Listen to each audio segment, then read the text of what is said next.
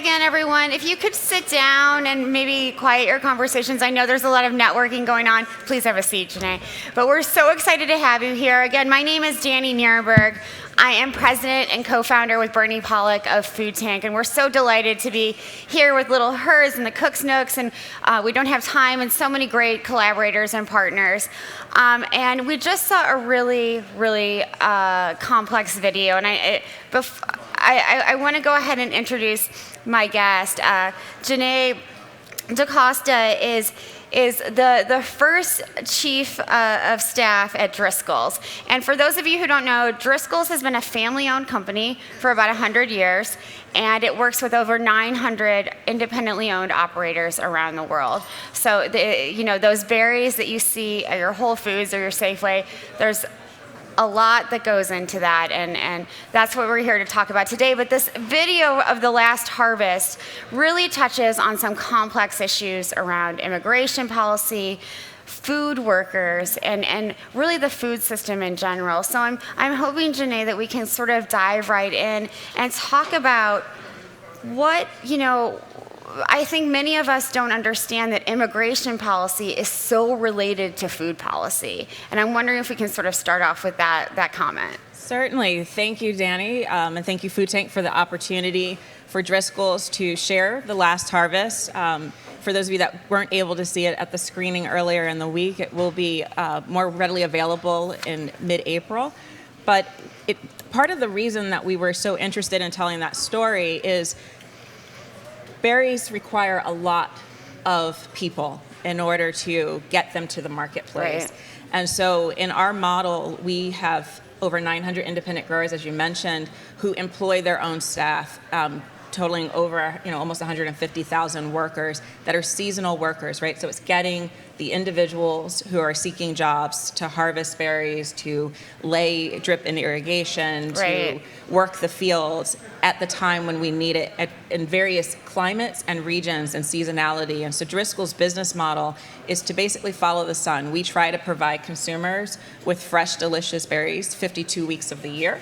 And in turn, we have to go to different places throughout, even California. There's different seasons within California. In Florida has a different season, in Mexico, to supply the U.S. market. And so it's getting those workers where the berries are when they're there. And Absolutely. as we've seen over the last time we had comprehensive immigration forum was in 1986, right? And so Wow. we've been trying to figure out how you can have something that's orderly and decent that allows people who are seeking jobs to be where employers have the jobs for them, albeit they're not year-round jobs. Absolutely. And so immigration reform is something that's very pertinent in agriculture. And so this story actually started out as a way just to tell our grower story, and as the documentary was being filmed and they were having these day-long sessions with these growers, they were finding that the number one issue that's on their mind is not having people there to pick the crop Right. when the crop is ready to be picked. And that is where immigration reform and the need for comprehensive immigration reform, or at least in the agricultural space, Sure. is so pertinent and important. Absolutely. You talked about this idea of orderly and decent immigration policy. What does that look like? So that looks like, we have lots of people who kind of came in through the 1990s and even, through the 2000s. And what we started to see in 2011-ish is that controls at the borders got more strict, right? And so you started to see more on the enforcement. And so people who were used to maybe coming up through central Mexico to northern Mexico to Yuma, through California, Washington State, and then working their way back down to piece together year-round work, found it a lot harder to do that, kind of post 9/11, Right. and then especially in the early 2010s when immigration border control got stricter. And so what we found is a lot of people got stuck. Right. And so they're working, they're settled, they settled in communities because they couldn't migrate as much, and they don't have the adequate documentation to be working legally. But they're working, and they're paying taxes, and they're contributing to society, and they're actually now have children here Yep. who are contributing to society. And so what Driscoll's has taken on is sort of our principles around immigration reform needing some sort of documentation for legal status to work while you're here for those who are already here. a viable guest worker program, because that population is aging, right? As more time passes, they are become older workers, and so you do need a flow of workers coming into the United States. And then also with DACA reform, understanding that these individuals did settle, they had families, and then they've got children that are in limbo. And so once you get the system sort of working, where you can provide legal status, where people can work freely in society as with proper documentation, that they can then save and build into their communities. And then you can have a guest worker program that allows for more people to come in to the system, so that growers have workers where the crop is, when the crop needs them. And then you can have also a system for verification, so that we don't find ourselves 10 years from now having this same conversation. Absolutely, absolutely. I'm glad you brought up this idea of like how farm workers are really contributing to communities, because I think there are stereotypes that many people believe about farm workers. And part of what this film does is help change that. Yes, it's one of the beauties of it, is that you get to hear from 3 growers, as well as a crew master who's working for one of our independent growers, and you get to hear it from their voices. And a lot of times what people sometimes forget is there is economic opportunity. One of our growers in the video that's highlighted, worked his way up. He was a farm worker. He actually came in across the border. He eventually became naturalized citizen. But he and his brother started their operation, and out of necessity. There was lack of work in the Oxnard, California area. There was an opportunity. They pooled their money together, and then they were able to buy land so that they could then begin to farm the land, knowing the crops that they do, which in their case was raspberries and strawberries. And so it's really looking at sort of agriculture's changing face, has been changing for over 40 years. It's really about providing that economic opportunity, and they're in your neighborhoods and in your communities, and it's community-based businesses. Some are small and some are medium-sized. The access to capital really goes to the ability for a grower to scale. But most growers, whether they're multinationals or whether they're small, family farms, would tell you they are a community-based business. So interesting. One of the questions I asked when we had the film screening to Soren Bourne, who's the head of North America operations for Driscoll, was that I was, sort of excited during the pandemic because there was more attention placed on all kinds of food workers, but especially farm workers and sort of the struggles they face. I think people who hadn't understood, one, the knowledge that it takes to be a farm worker. This is not just a job anybody can do. You have to be very smart and capable of doing it. But, that these were unseen folks for so long. And now, this veil has kind of been lifted. I feel like that's dissipating now. And I'm wondering what your thoughts are on how we can keep farm workers sort of front and center and remind folks, all of us as eaters, that they touch all of the food that we eat every day. Yes, I think one quote as I was thinking through that always struck me is the first day of my intro to economics class. My teacher summed it up as economics is the study of how people eat, right? Because at the end of the day, it's the basic need that we have. And so even as you think through all the policies that go through, it's how do we eat? And so at the fundamental of any society is the people who provide you with your food. And so we can't forget the individuals that provide us with our food.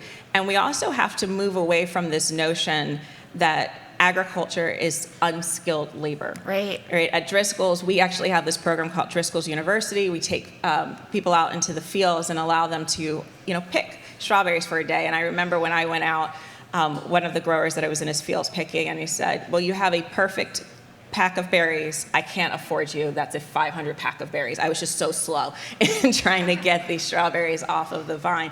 And so I think a lot of times what you tend to forget is, one, these are not really low-paying jobs. We pay piece rate in the type of crop and commodity that we have. And for it to be viable and for people to want to work in it, they actually have to be skilled. They have to be able to move and get the premiums. And so what we started to see in California is that in the peak of summer, when the berries are in abundance, you could make $25, $30 an hour picking.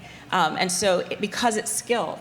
I could not make that money because I'm too slow, right? So that's not the skill set that I have, and so I'm here talking to you. But it is for you to remember that is skilled labor. Right. That we are just trying to connect those individuals with that skill to pick and harvest berries with the crop when it's available to be picked. And that goes for other crops as well. It's a lot of skilled labor in agriculture. And when the country sort of shut itself down, and those of us that could hunker down, these were the individuals that were coming out in the midst of a pandemic, in the midst of other natural disasters, and making sure that we had food on our table. And that's why it's so important that we make sure that they have legal status in order to continue to work. And it goes to the continuity of our communities. Those people kept our communities going when the rest of us were sort of being able to do things virtually. Absolutely. And when farm workers feel safe, our food is safer. And I'm wondering if you can talk a little bit about that.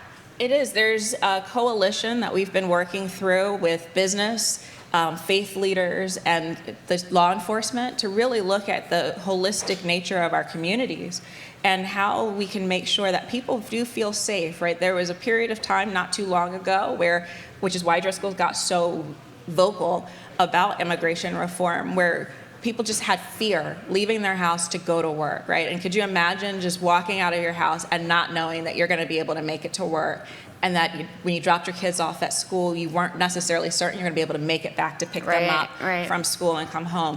And yet you still had to go in, put your hours, and do the hard work and do that day after day after day.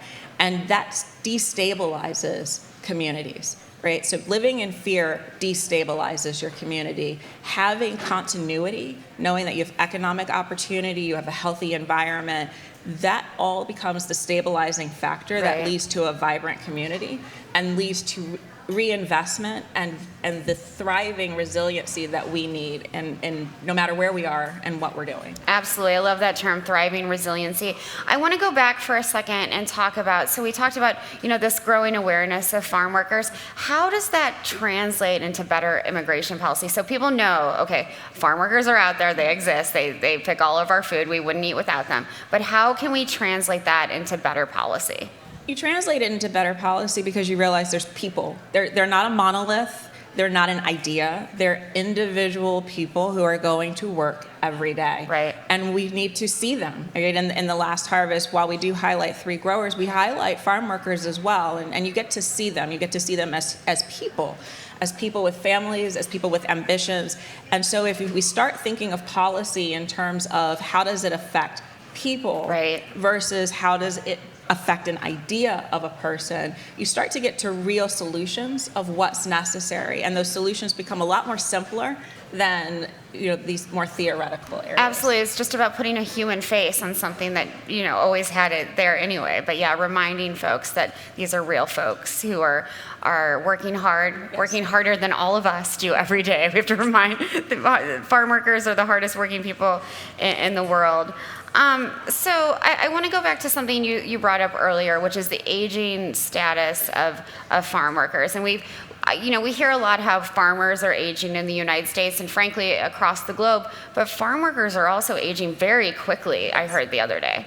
They are aging very quickly. As I said, we started to see this influx in the 1990s of individuals coming into work, and then they got stuck. And we didn't have reform to really get us a viable guest worker program that is useful. Mm-hmm. And so what you're seeing is, I think in California, the status, the average farm worker is over 35 years old, and it's manual labor, right? So that does play a part into their ability and their longevity in that specific task of harvesting. And so when we start to think through where are those individuals who might be a little bit younger to come in, they're not necessarily where you would think they would be. If you went back, the birth rates in Mexico have cut in half in the last 20 years. And so you have to start to look at other areas where people are looking for economic opportunity. If you think of the Northern Triangle, which has been on the news, there are a lot of individuals that are looking for economic opportunity, right? Their communities are not stable. They aren't able to have that economic reinvestment, and so they need jobs. And they might not necessarily want to be in the United States or in Canada forever and ever and ever. Sure. They want to go back to their home and revitalize their home, but they need capital. Right. And so farm work, and the reason you started to see that migration, it provided an opportunity for individuals to get access to capital that they could then take back to their communities. Absolutely, and that's really, really important. That's a huge part of this. You know, we've talked about how labor intensive farm labor is. It's very labor intensive. And I'm wondering how policy figures into some of the innovations that Driscoll's and frankly other companies are developing around indoor agriculture and that kind of thing. Things that might make it easier, not so hard on folks' bodies. Yeah, so in the short term, we've actually been able to pilot in certain areas tabletop strawberries, which is really, really great. For those of you that have seen and had the opportunity to see traditional strawberry picking, you do bend over, right? It's low to the ground. You have to bend over to pick the strawberries. And so what some of our growers have instituted, we've piloted it, is tabletops. And so you're actually growing at mid-waist level. Mm-hmm. And so it becomes easier and more ergonomically friendly. There's also controlled atmosphere growing, which is a little bit more futuristic. There's a lot more things that go into that, including mitigating climate issues that we're looking at, as well as even just substrate and being able to move the plants and move the spacing and playing with space density, how the plants, going back to just traditional agriculture, how the fruit presents itself makes it easier for farmers or for harvesters to pick the fruit. Absolutely. And so as you start to think through those innovations, there's things that are very low tech and there's things that are high tech and the gamut in between. And when we think of policy with it, it really goes down to how do you accelerate that innovation? How do you make it more accessible to growers who could be small growers, right? So we don't want a small family grower who might have only 2 acres to be at a disadvantage to some of the larger growers who have more diverse portfolios. Absolutely, and I think that's such a problem with a lot of the innovation and technology that we're seeing, that there's not a level playing field. And robotics are not something that Driscoll's can use for strawberries yet. It just doesn't work. But I wonder if you're thinking about things like artificial intelligence and big data and how those figure into sort of the future of what policy looks like for farm workers. So I think when you think of big data, it's, we, in our enterprise, we deal with big data now, right? Every year we sell over 1 billion clams of fresh berries, right? And so that's 1 billion touch points of information that consumers are giving us back about their experiences and that growers are giving us about the growing methods, the practices, where it was harvested, when it was harvested, what was the soil like, what were the microorganisms. And so we have a lot of data.